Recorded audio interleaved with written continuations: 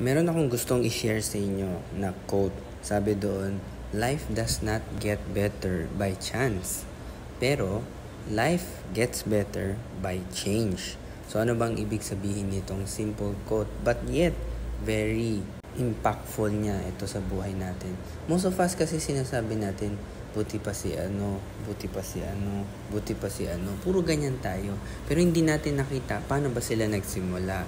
Hindi natin alam na gano'n sila katagal naghirap. Parang may mga, kunyari may mga restaurant na ngayon lang sumikat. Pero hindi mo alam 5 years ago pa sila nag-open. Hindi mo alam ilang beses na siguro nila gusto mag-close. Pero they stuck with their bread and butter. So hanggang sa umabot sila na one day, nakilala na sila. So one day, sumikat na sila. Ganon din ako dito sa Muyong. May mga araw iniisip mo, tama ba itong ginawa ko? Pero hanggang ngayon, I'm here. 3 years na ako, I'm here, nandito pa rin ako.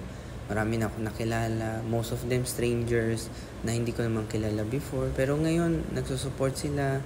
Yung iba naging reseller ko na, yung iba naging franchisee ko na, yung iba naman regular customer ko.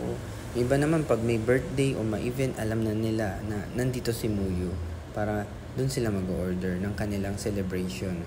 So, life gets better by change. Meaning, kailangan may gawin ka. Hindi yung nag-aantay ka lang.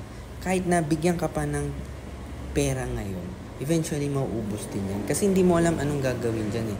Ang alam mo lang, gumastos, kumain, bumili, maglakwatsa, mag-travel. Yun lang alam mo. Pero hindi mo alam paano siya palaguin. Yun ang difference ng mindset ng isang nagninegosyo sa hindi.